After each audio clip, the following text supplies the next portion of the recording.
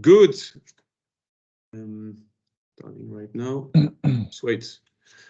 Okay, if you can mute your mic would be great, and I'm starting the video. So thank you very much, everybody, for being here today. So I'm Sebastien, CEO of PosterLab.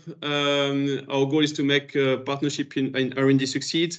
And today I'm going to share with you what are the main takeaway of my participation to DACH, which was the last 2 days in Berlin, where it was all about, let's say, corporate innovation and about the latest trends happening in this industry. So let me share with you my screen, where I'm going to share basically the notes that I take about this event. There was a lot of interesting insights. So let me just share it with you now. All right. So for those of you that could not make it, so as a reminder, DACH is an event that is all about corporate innovation that happens every year. This year was in Berlin the last 3 days. So very interesting events. I really recommend you participate into this event. So what are the main trends that have been discussed? For sure, a lot about digitalization, a lot about ecosystem. So how to leverage ecosystem in a sense. Who are my partners as an organization? Who are my partners, academia, startups, other corporations? Who are my partners that I'm working with them already or could work with? So to try to identify these players that can help me in my innovation processes. Foresight and trends. There was a lot of discussion about foresight and trends. Several, let's say, players on the market showcasing their solution with the goal to, let's say, to help innovation departments to kind of have a view of what are the latest things happening in a macroeconomic manner. StageGate, for those of you that into innovation, you certainly know this word. So it's StageGate is all about trying to find some ways to structure innovation processes. Usually, StageGate, you have the front end and the back end, which is front end innovation, back end innovation. So from ideas to market. Partners, which is related to ecosystem. Bring people on board. There was a lot of discussion. How can I bring my organization, my people on board to think innovatively about new solutions and processes? And some other keywords that I'm going to tap into and explain more into details right after. What was interesting, there was the CEO of IMP. So IMP is a consulting organization. Actually, the CEO was the co-author of the Innovator Dilemma, so which is kind of the reference book into this topic, which was interesting. It says the less you know about the problem, the better the solution will be. Quite interesting insight. So let's go into the details, especially. So what was the first topic that was discussed? And actually, it's interesting because it's very much in line with what we do by PosterLab. So the first keynote was by the Strategic Director of Innovation Ecosystem by Swarovski. So Hannes, which let's say introduced, let's say, the idea about how to actually to interact with your ecosystem of external innovation partners to scale and speed up your innovation processes. So it actually showed us how to map your ecosystem. So we need to have a systematic way to know who are your partners, what are their capabilities, and how you can leverage them. So I came up with a lot of different ideas. I highly recommend you follow him on LinkedIn. Very interesting is he wrote a lot of articles about ecosystem, leveraging ecosystem in a innovation context. Very interesting insight from him. The day 2 keynote was from Stefan Friedrich, like I just mentioned, CEO of IMP, which was again about open innovation and how to select the right tools to successfully deal with disruption. So a lot of interesting insight, a lot of practical tools like exercise to be done with your team. Let's say you are your competitors. How would you basically not destroy, but how could you, let's say, take away of market share? So let's say to think differently, to think out of the box in different kind of example and exercises that he mentioned. He mentioned 5 of them. This is one of them that I've just mentioned to you. Take a look at what he's writing about this topic. Quite interesting insights also from him about really to try to think out of the box and to see how we can disrupt. If somebody goes into our space, how can it disrupt us?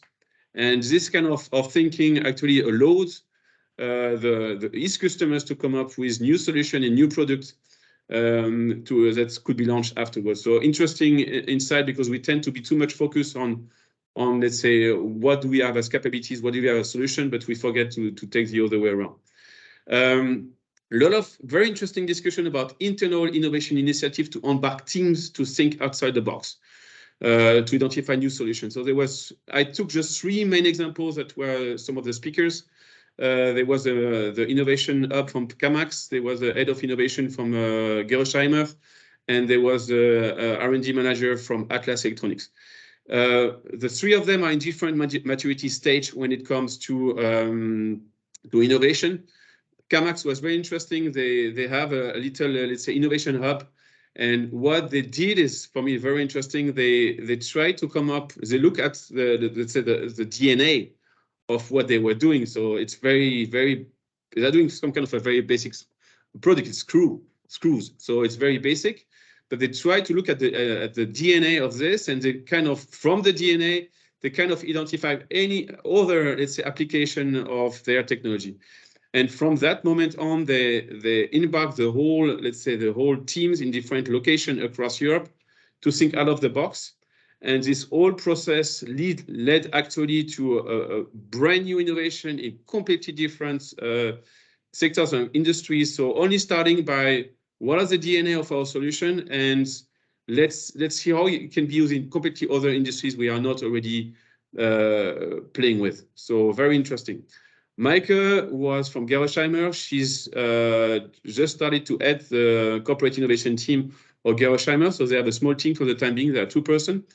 And what they did is that our vision was to try to help anyone within Gerresheimer to come up with new innovation and new solutions. So how they did it, she actually came up with what she called innovation services, which is basically a gallery of templates and guidelines that have been, let's say, populated and spread around the organization, how to do business case, how to test your hypothesis, how to make technical feasibility. So guidelines also to help assess ideas that could be used by anyone within your organization.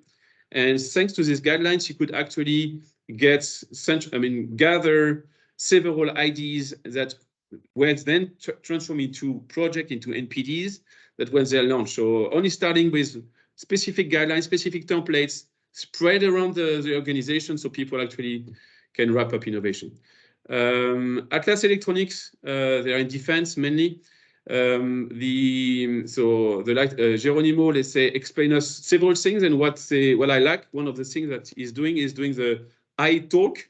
iTalk is basically every month, they are, from the R&D management, they are organizing a talk, which is aiming at the whole company, where they are sharing, let's say, one of the things they're working on innovation, and also say, and a couple of topics. The main goal of this iTalk is to actually raise the topic of innovation across Atlas Electronics. So again, for me, it's a good tips. It's low-hanging fruit setting up this kind of monthly talk. So again, I pick this one because for me this is very practical thing that you can that any organization can implement without too much resources to start with. Then there was this very interesting discussion with Steele that I guess a lot of you know, with the director of advanced development. So Steele was also mentioned, it was interesting because he showed a picture. I mean, Steele, for those of you that do not know the solution, is basically doing tools to take care of your gardens, or let's say to cut trees and grass and lawn and these kind of things. And he showed us a picture of where they stand right now and where they're going to be tomorrow. And you could see drones, you can see Boston Dynamics robots, and they say yes, right now we are implementing this. But the tricky thing is that the partners we are talking to right now are completely different than the partners we have been talking for the last 20 to 30 years, which are mainly engine and parts, some kind of material external partners. But now he was telling them, no, we need to talk to Google, we need to talk to Facebook, we need to talk to some of the digital guys. We never talked with these people in the past.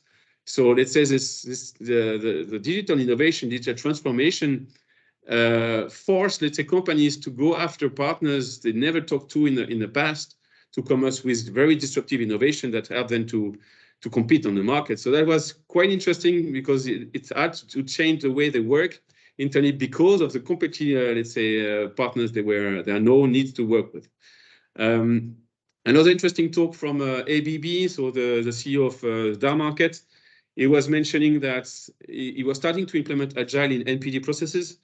He selected two projects for that, and using the time boxing, which is, let's say, one of the key elements of Agile, and saying that R&D can be time boxed on a 2 weeks manner, but you have to be strict on the deadlines, which is a key component of Agile. So again, what was interesting for me is that because there's a lot of talk about it, R&D NPDs can be used. I mean, can leverage Agile in a very practical way. So he was quite happy about using this kind of things. Some other trends that I've heard, some vocabulary mainly. So Foresight, so trends watching. There's a lot of things going on the market, especially with machine learning. There's much more advanced tool to look at foresights. Front-end, back-end innovation. Front-end refers to IDs management, ID stage gating, where the back-end is more about the delivery of the innovation and the go-to-market. What was a bit surprising, even concerning, some may say, is that I still see that the CEO weighting into the innovation process could be quite high in some organizations. That in some organizations, the CEO is basically the one saying, okay, we go not for this innovation, which I found a bit concerning from my point of view. But it's just my personal feeling on this one. What I've heard behind the scenes, so when I was talking to people, let's say after some talks, a lot of people were saying, okay, we have too much ideas. Ideas are fine. I was actually talking with a professor from a well-known university in Germany. He was telling me, yes, too much ideas. What I would have wished there would be more during these 2 days is more about these people that actually share best practices, or they actually execute in a sense, or they bring the innovation to market, how they do this in a very concrete manner. So it was missing a bit on the execution part, which is also a bit of my feelings. There was a lot of discussion about processes, but high-level processes, but not enough. Okay, these are the challenges we faced when we try to implement the processes, or this is where the friction happens in between the different departments with our partners. I was missing this kind of aspect. What I would like to highlight also is how can we help here as far as PosterLab goes. So, there's a lot of discussion about faster go-to-market. That's one of the motto of these 2 days. And like I was mentioning, there was a lot of this bringing awareness of the fact that maybe one of the fastest, safest way is actually to leverage your external innovation partners. Why? Because these people have some capabilities that you do not have. And as you know, right now, innovation is more and more complex. You need to piggyback and to, let's say, to leverage, let's say, the knowledge of your external partners. So this is where we can help. I mean, with PosterLab, you can easily, let's say, find partners you have worked in the past. Let's say on our platform, when you have PosterLab, you can easily find out partners you worked in the past, and even, let's say, if you have an NDA in place with them, which one of the people I did a demo to during the 2 days says, oh, that's great, because then if I'm looking for specific capabilities and I found out that actually one of our partners we worked with in the past has this, and share on the cake, we already signed an NDA with them, makes the whole process much faster. So capability mapping is kind of related to the first point. There was a lot of discussion also about companies that are starting to map out their competencies, their capabilities, and their know-how in a systemic manner. Why are they doing this? For many reasons. One of the reasons is that they see that a lot of people are leaving the companies in terms of seniority, and they have some huge difficulties to bring new people on board. So there's a lot of companies starting to do this, mapping out their capabilities. And also why, the second reason why they do this is that this digital transformation is forcing them to go into new fields, into new products, into new solution. And one of the company was actually saying, we have to pilot. And to know where we could go, we have to know what we know. And based on this knowledge, we could actually figure out where we could go. So again, this is something we can do with PosterLab. We have a machine learning system that actually help you to map out in a systematic manner, let's say, the capabilities of your partners and the one of your organization. Stage gate is the name of the game in the innovation industry. What I see on the other end is that not all companies are using stage gate. I would say something like 30 to 40% of the companies that were presented over the last 2 days are using StageGate. But on the other hand, the 40% that are using StageGate are using every more or less in a different manner. So it means that you need to have a kind of a flexible way to support these companies. This is what we have on PosterLab side. You have the possibility to actually fine-tune the StageGate processes according your own specific StageGate, because some companies are more into IDs, assessment of feasibility, production and delivery. Some others are spending more time on scouting, some others are spending more time on POC, some others are spending more time on other aspects. So you need to have a certain degree of flexibility that we have on the platform. Guidelines, like I was mentioning, there's a lot of companies now that are trying to come up with guidelines for their teams across the organization to run innovation. So, and this is being done with templates a lot of times, that like I was mentioning just before. And again, here, what we did inside the platform, you actually have templates that we have done according, let's say, our own experience, as well as some ISO certification and some other interviews that we did, that we did with the team, to actually come up with templates that help you to come up with systematic processes when you start collaboration. So that you are ensured as a manager, you know that, okay, we are going to start a new collaboration. I know that my teams know what is the legal track, they know what is the business, how to build the business case, or to assess the feasibility in a systematic manner, and cherry on the cake, the possibility to be able to invite your external partners in each of these steps.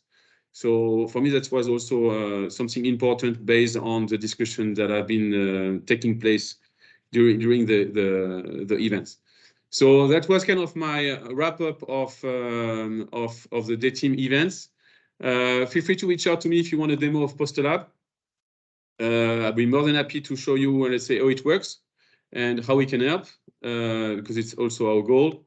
And let's say we still have, let's say, 1 or 2 minutes. So if you have any question, feel free to ask right now, or any comments. That would be great. Right, Yves speaking. Yes. Yeah. So, first, one comment is that fully agree on the digital transformation, which is definitely making a lot of change and change of habit and change of way of thinking and working in the company. It's something that we see already with not only with artificial intelligence, but also with automation or with business intelligence. And after, yeah, if you can maybe, are you able to show right now the PosterLab interface? Yes, I can. Sure. Give me 1 sec. Just to have a look. 1 sec. I need to sign up. All right. Signing up.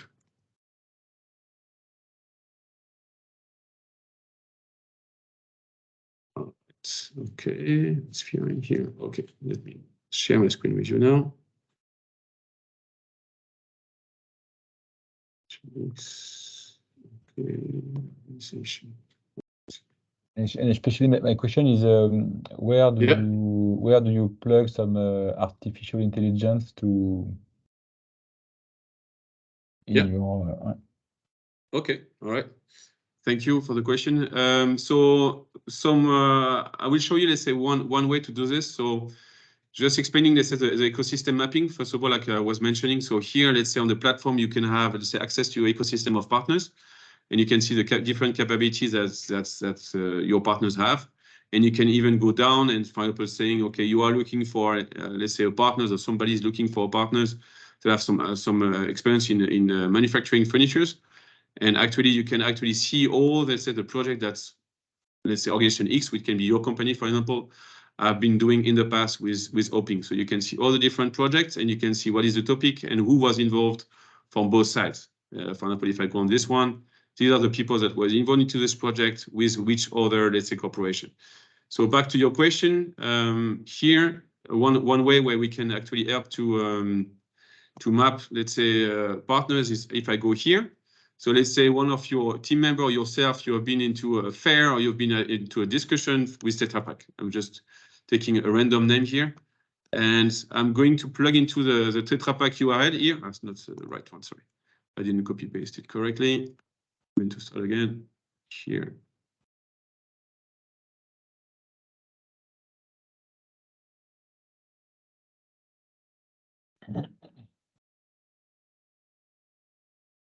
Here, so I'll start again. So you have the Tetra Pak URL because it's, let's say, the company I have, maybe you meet with in a conference or in a fair, or let's say anyone had a discussion with. So it could be actually maybe a partner that is not existing, or so that you would like actually to have visible for anyone with your organization, because this partner could become a partner in the future. So the machine learning here is actually extracting the different capabilities from the website of this partner. So you can see the different capabilities that are mapped out automatically with the machine learning, as well as automatic summary of, let's say, what this partner is doing and what are these key skills. You can do the same with any kind of documents you have from them to systematically map it out so that anyone, again, in the organization can share partners they are talking with to the rest of the organization. And here you see you have the Tetra Pak that is not listed. And if anyone is looking for these specific skills, you can actually find it out. So that's one way to use machine learning. The other way that we are using it is if I go, for example, let me check into here. Okay. Need to find active looking for way advanced material here. So if I go here into this specific, this is a workspace. A workspace can be a BU, can be a department, or can be a specific themes within an innovation department. And here, if I go into the gallery, I have different documents that have been shared in between the partners. What I can see, if I go here, I see a scientific poster, but again, it can be any kind of documents. And I see, let's say, the different aspects of this document. I see the description, the topics, and the keywords. These three elements have been extracted by our machine learning automatically from these documents. Why we do this? We do this in a sense that we want to map knowledge in a systematic manner, especially the knowledge that has been exchanged in between parties, so that anyone that is looking for this kind of information or topics or keywords can easily find out either the author, the person that is working on this topic, or the organization itself. To again, let's say, make it super easy to find knowledge. Process-wise, the same thing. You upload the document, the machine learning is extracting all the information and putting it out. And what is also interesting is that all the keywords and the topics are automatically attached to the author of this document. So again, make it easy to find either a person that knows about something that you would like to know about, or a document if you want to know more yourself. I hope it's answering your question. Okay, yeah. Yeah, thank you. Right, cool. Any other question before we end? Just a last one. I see that you use also ChatGPT. We are not using ChatGPT. No, okay. It looks like ChatGPT, but it's not. It's our own machine learning system that we developed, which is mainly, let's say, trained on scientific data to give, let's say, another level of accuracy in terms of topics and keywords. Okay. But we may use it also on top of it. Okay. So it's more personal use, and it's not used for PosterLab. Yeah. Well, it could be. Let's say it could be. Why not? Okay. All right. Thank you very much. Thank you very much for your participation and your question. I hope it was useful, and I wish you a great day and all the best. Thank you very much. Thank you. Bye. Bye. Bye.